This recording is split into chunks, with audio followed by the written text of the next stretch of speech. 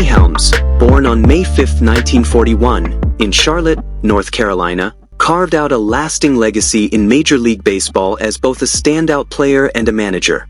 A product of West Mecklenburg High School, he took his first step toward professional baseball when he signed with the Cincinnati Reds at the age of 18 in 1959.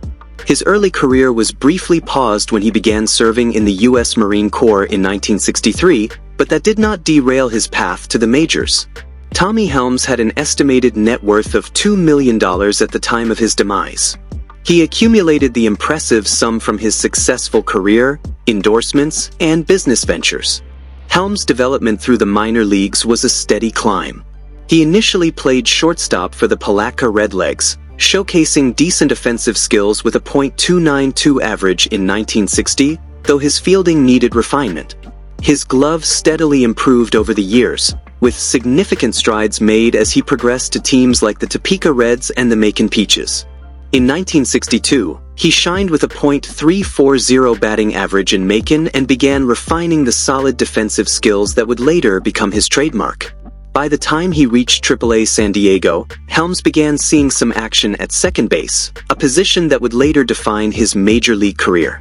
Though his batting average dipped in AAA, his defense continued to sharpen, eventually leading to a promotion to the majors in 1964.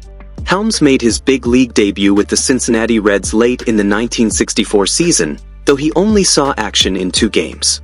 The following year he showed promise during a short stint, hitting an impressive .381 in limited appearances.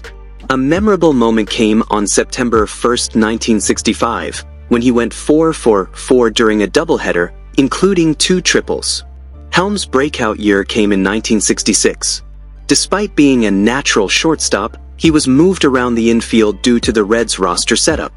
Initially tried at second base, he eventually settled at third base that year, allowing Pete Rose to return to second and Leo Cardenas to remain at shortstop. Helms handled the transition admirably, batting .284 with 9 home runs and earning high marks for his defense. His outstanding play earned him the National League Rookie of the Year award. The following year, Helms transitioned permanently to second base, where he found his true home. With Rose shifting to the outfield and Tony Perez manning third base, Helms took over at second and thrived. He was named to the National League All-Star team in both 1967 and 1968, starting the 1968 game and even juggling his baseball duties with service in the Marine Reserves during that time. He garnered MVP consideration in 1968, finishing 25th in the voting. One of Helms' career highlights came in 1970 when the Reds moved into their new home at Riverfront Stadium. On July 1st, Helms hit the team's first home run in the new ballpark. He played a crucial role in the Reds' run to the World Series that year, starting all 5 games and contributing at the plate despite the team's loss to the Orioles. His defensive excellence was recognized with back-to-back Gold Glove awards in 1970 and 1971. In 1971, he set a Reds record with 130 double plays turned and led all second basemen in that category. His consistency in fielding percentage also led the league for second basemen during those 2 years. Beyond the numbers, Helms was admired for his grit and personality. One story from the era recalled Morgana, the kissing bandit, running onto the field toward him.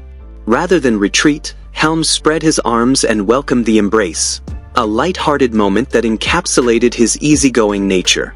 In November 1971, Helms was part of a major trade that sent him to the Houston Astros in exchange for future Hall of Famer Joe Morgan and others. In Houston, Helms remained a reliable presence. He maintained a steady batting average and continued his defensive excellence, leading Major League second basemen in assists and double plays in 1972. Though overshadowed statistically by Morgan, Helms held his own, especially with his glove. He enjoyed his best RBI seasons in 1972 and 1973 and continued to post high fielding percentages into 1974. However, by 1975, his playing time sharply declined, signaling the twilight of his playing career. After 4 seasons in Houston, Helms was traded to the Pittsburgh Pirates in 1976, joining the team as a reserve infielder. His playing time was limited, and following a brief stint, his rights were purchased by the Oakland A's. Before the 1977 season started, the A's traded him back to the Pirates as part of a larger multiplayer deal.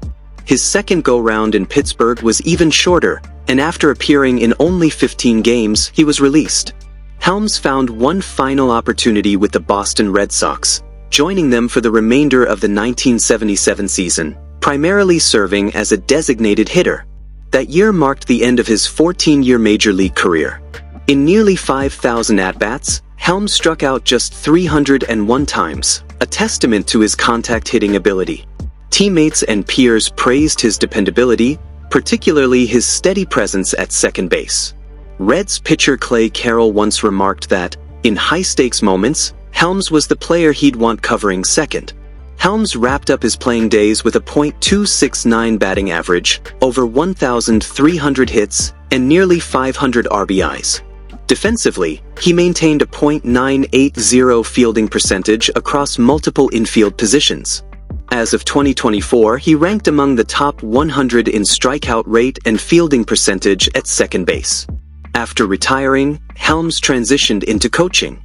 He rejoined the Reds in 1983 as part of the coaching staff and continued under various managers, including Pete Rose. In 1988, when Rose was suspended for 30 games for shoving an umpire, Helms took over as interim manager, leading the team to a 12-15 record. The following year, amid accusations of gambling, Rose accepted a lifetime ban from baseball, and Helms again stepped in as manager.